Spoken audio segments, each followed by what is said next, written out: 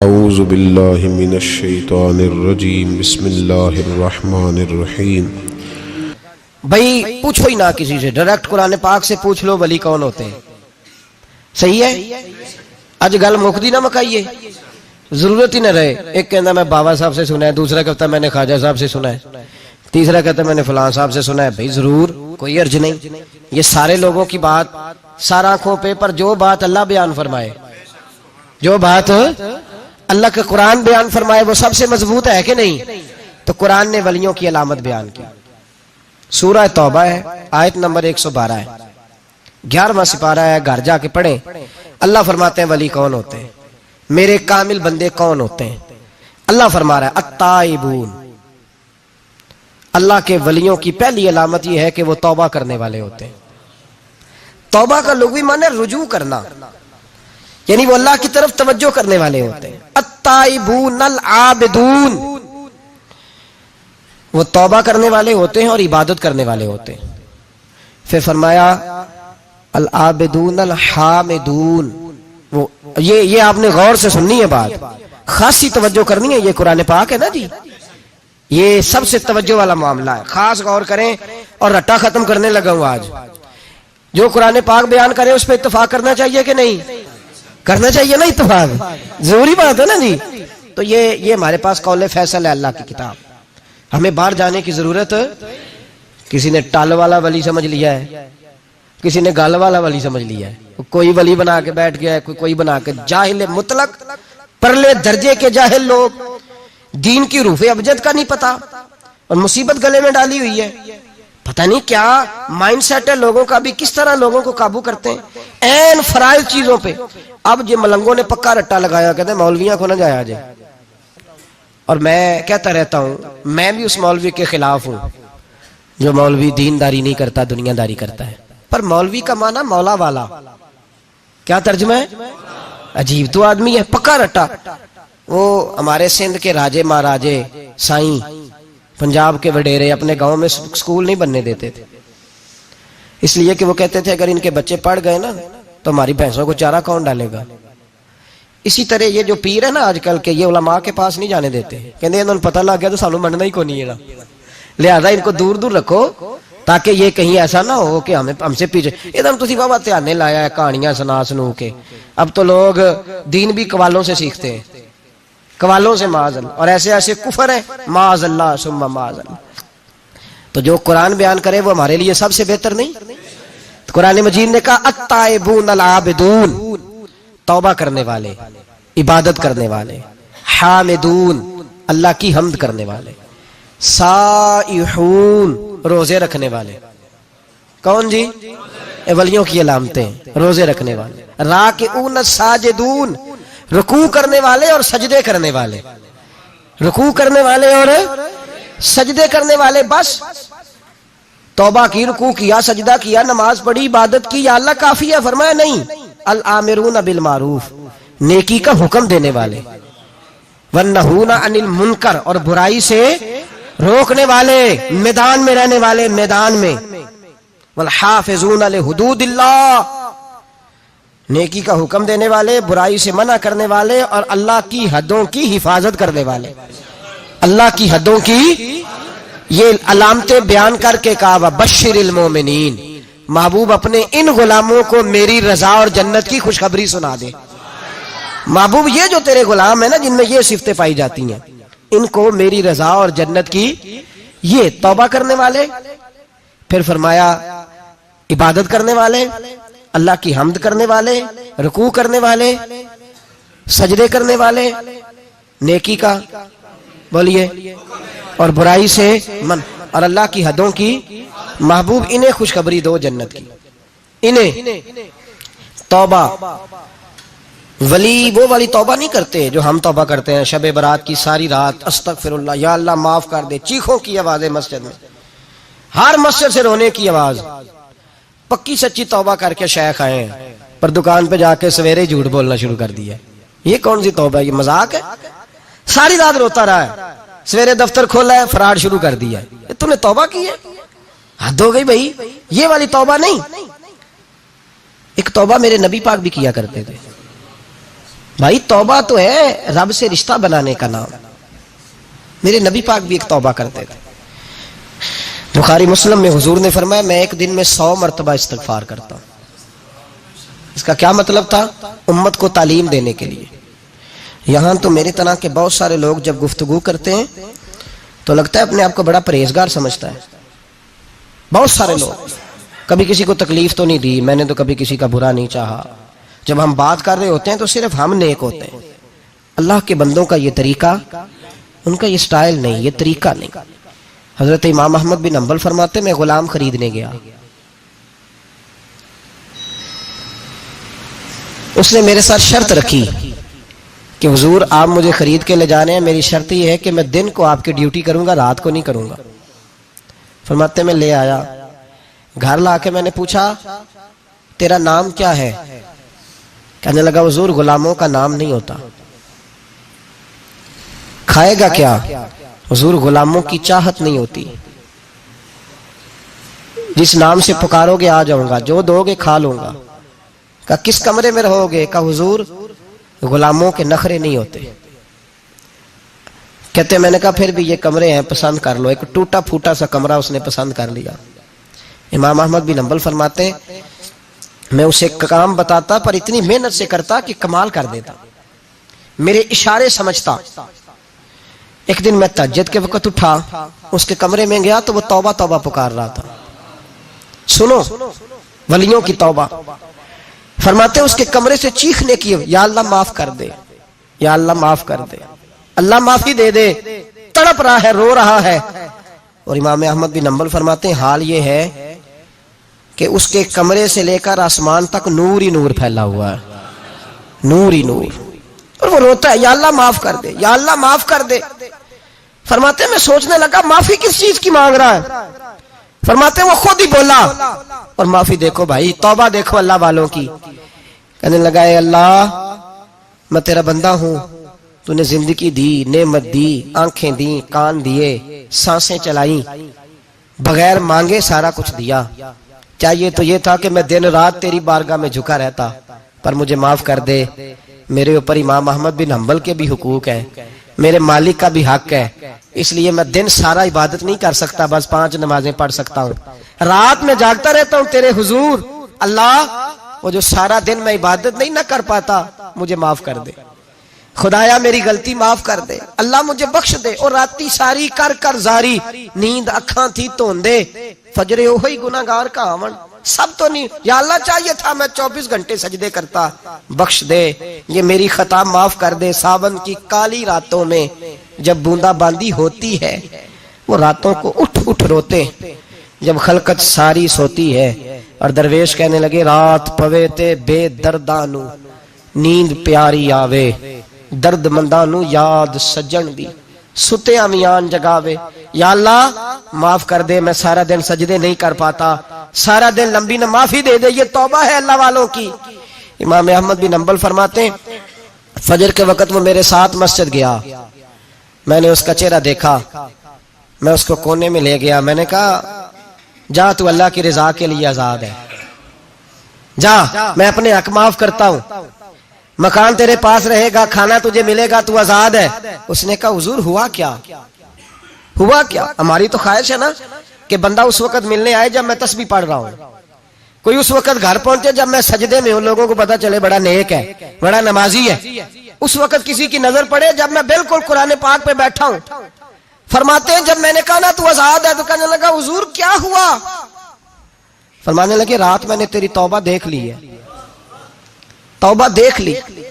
इमाम साहब फरमाते वो फिर तड़प के रोया, सजदे में सर रखा, तूने ये क्या अजब किया, मुझको भी फाश कर दिया। मैं ही तो एक राज था सीना कायनात में, मैं सिरापा मखजन राज था, मैं रहा था मुद्दतों राज में। ये तेरा शौक के दीद कशा कशा मुझे भी खींच लाया मजाज में। ए अल्लाह पर्दा ही खोल दिया है तूने, ये इबादतें, ये तौबा, ये रियाजतें, ये तेरा मेरा राज था। अल्लाह तूने पर्दे ही खोल दिए, मेहरबानी कर मुझे पर्दा पोशी अता फरमा। अल्लाह माफ कर दे, मुझे पर्दा पोशी अता कर। हजरत इमाम अहमद बिन हंबल फरमाते हैं सजदे में उसने बुलंद आवाज से अल्लाहु अकबर कहा, फिर वो गिरा, उसकी रूह परवाज कर गई, परवाज कर गई। चला गया, रुखसत हो गया। ये आशिक का जनाजा है, जरा धूम से निकले, महबूब की गलियों से जरा घूम के निकले। ओ भाई, इस बात पे भी तौबा है कि या अल्लाह मैं सारा दिन नफल नहीं पिए, ये अल्लाह के वलियों की तौबा है। सारा कुछ कर करा के ना, सारा कुछ कर करा के फिर भी माफी, ड्यूटियां करके सारी फिर भी माफी, या अल्लाह माफ कर दे। सारा दिन इबादत करके फिर भी कहते अल्लाह बख्श दे। वो नेकोकार होने के बावजूद तौबा करते हैं। यहां गुनाहगार डटे हुए, डट गए। तौबा बंदे को अल्लाह के करीब कर देती है। हम लोग कहते हैं गुनाह होंगे तो तौबा करेंगे ना, और हमारे जमाने में तो गुनाहगार है ही नहीं, सारे नेकोकार हैं, इल्ला माशाअल्लाह। गुनाहगार होंगे तो तौबा करेंगे। कई दफा ना हमारा भाई नाराज हो जाता है, दोस्त नाराज हो जाता है, तो जब नाराज होता है ना, बहुत ज्यादा बोलता नहीं, तो हम फिर करीब जाते हैं, उसको पूछते हैं क्या बात है, क्यों नाराज है, इधर देखे मेरी तरफ, क्यों नाराज है, क्या हुआ? वो कहता है नहीं नहीं बस छोड़ो, हमें नहीं पता होता, तफसील पूछनी पड़ती है, बात करनी पड़ती है। फिर वो बताता है कि वो जो तूने एक जुमला कहा था ना, वो तुझे नहीं कहना चाहिए था। फिर हमें ख्याल आता हाँ मुझसे गलती हो गई। फिर हम क्या करते हैं, माफी मांगते हैं, राजी करते हैं। होता है ऐसे कि नहीं? पता नहीं कोई अनजाने में जुमला ना निकल गया हो। हर वक्त डरे रहते थे, सहमिर, बंदों से नहीं, किससे? जोर से बोलिए, डरे रहते, या अल्लाह माफ कर दे। उनकी तबीयतों पे खशियत तारी रहती। नबी रहमत सल्लल्लाहु अलैहि वसल्लम ने फरमाया, जब बंदा कसरत से नफल पढ़ता है तो अल्लाह के करीब हो जाता है। कितना करीब होता है कि अल्लाह फरमाता है मैं उसके हाथ बन जाता हूं, फिर मैं उसके पैर बन जाता हूं, फिर मैं उसकी आंखें बन जाता हूं, फिर मैं उसके कान बन जाता हूं, फिर मैं फिर उस शख्स का वजूद बन जाता हूं। क्या मतलब? ये बुखारी मुस्लिम है। आंखें बंदे की होती है, ताकत अल्लाह की होती है। हाथ बंदे के होते हैं, ताकत अल्लाह की होती है। पैर बंदे के होते हैं, ताकत अल्लाह की। तो फिर अगर कोई वली दूर से सुन ले तो ताकत किसने दी है? तो अगर कोई वली दूर से देख ले तो ताकत किसने दी है? अल्लाह ने। अगर कोई वली हाथ बढ़ा के किसी की परेशानी दूर कर दे तो ताकत किसने दी? ये पीछे ताकत किसकी है? अल्लाह की। तो ये बुखारी मुस्लिम है। अल्लाह की इबादत करें, इबादत से बरकत आती है। हजरत बायजीद बुस्तामी रहमतुल्लाह, एक बच्चा तबला सरंगी बजा रहा था, हजरत गुजरे, उसके हाथ में बांसुरिया भी थी। फरमाने लगे बंद कर, बंद कर, मैं नहीं बजाने दूंगा, मेरी मौजूदगी में तू बजा ही नहीं सकता, मैं नायब हूं अपने नबी पाक का, और हुजूर सल्लल्लाहु अलैहि वसल्लम के सामने कोई बुराई कर नहीं सकता था। नबी का मनसब होता है, वो मना करते हैं। अगर नबी मना न करे तो वो चीज जायज हो जाती है, हदीस तकरीरी बन जाती है, उसूल में आ जाती है। फरमाया हजरत बंद कर। उस नौजवान ने वो बाजा उठाया और हजरत बायजीद के सर पे दे मारा।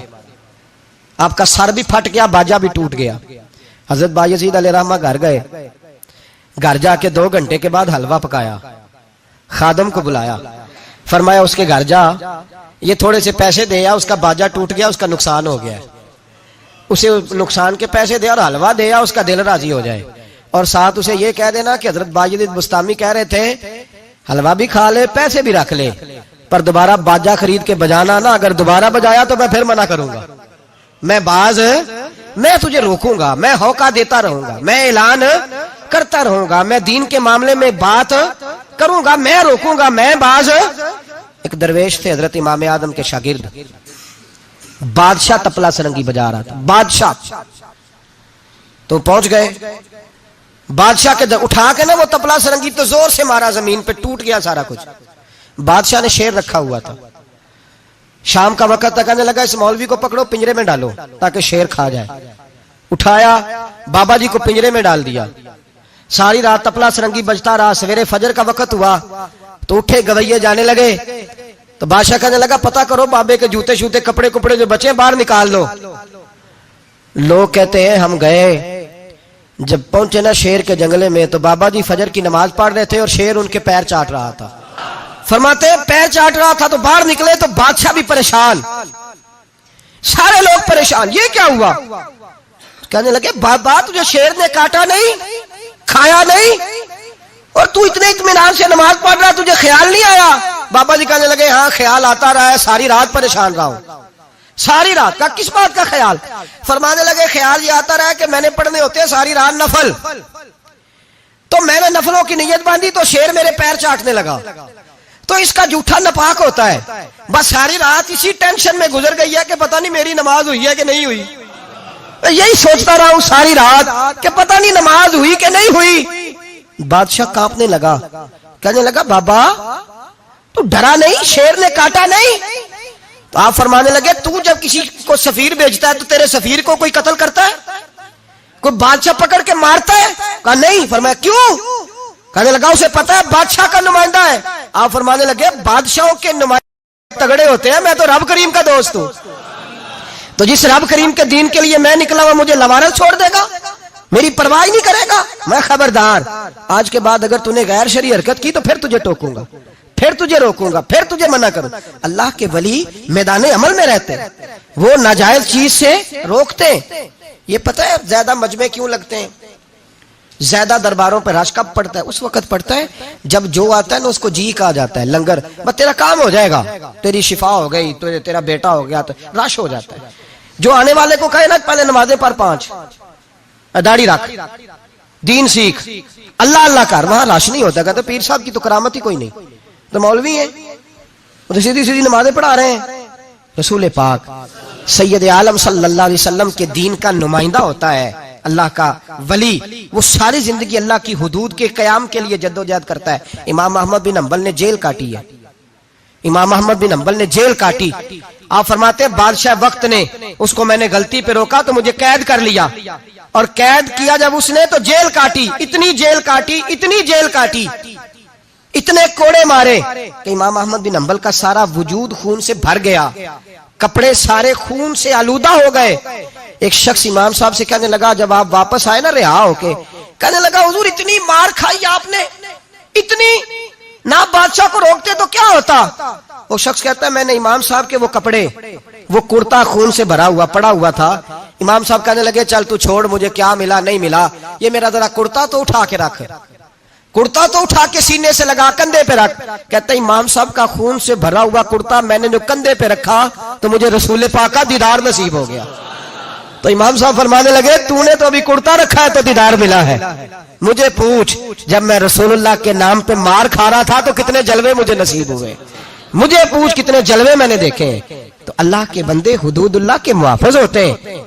जिंदगी में कई दफा लोग नहीं मानते। दाता साहब ने लिखा है हजरत जुन्नून मिस्री रहमतुल्लाह अलैह को मिस्र के लोगों ने नहीं माना, क्योंकि आप जो बंदा भी नाजायज काम करता था मना करते थे, लोगों ने नहीं माना। मानते उसको है लोग जो हाँ में हाँ मिलाए, जो ताबेदार होके रहे, उसको जुन्नून मिस्री को नहीं माना। फरमाते माना लोगों ने उस दिन जिस दिन उनका जनाजा उठा। क्यों? जब हजरत जुन्नून मिस्री का जनाजा उठा तो गर्मी बड़ी सख्त थी, सख्त गर्मी थी। दाता साहब ने कशफुल माजूब में लिखा है कि परिंदे कितार दर कितार आए और जनाब जुन्नून मिस्री पे साया कर दिया, साया हो गया, ठंड हो गई। ओहो, लोगों ने कहा तो वली कामिल था, तो एक आम मौलवी समझ के सारी जिंदगी पीछे रहे, तो कामिल था। कहते हम लोग दौड़े, रश हो गया जनाजे में, और जनाजे के बाद अब लोगों ने इरादा किया कि जियारत करते हैं। तो जब हजरत का चेहरा उठाया तो उनकी पेशानी पे लिखा था हाजा हबीबुल्लाह, ये अल्लाह का महबूब है, मातफी हुब्बिल्लाह, ये अल्लाह की मोहब्बत में मर गया है।